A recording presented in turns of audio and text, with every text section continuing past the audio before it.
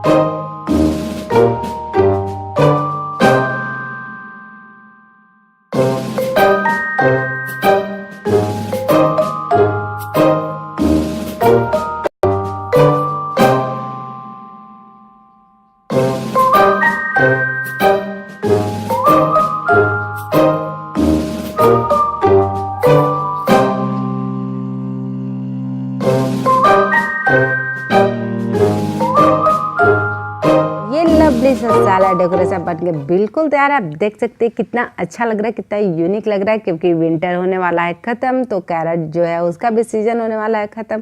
तो इसलिए मैंने सोचा कि जो एक दो डेकोरेशन है कैरेट का क्यों नहीं कर लिया जाए। तो बस आपको मेरी वीडियोस कैसी लगी, डेकोरेशन कैसे लगे, कमेंट करना भूलिएगा नहीं।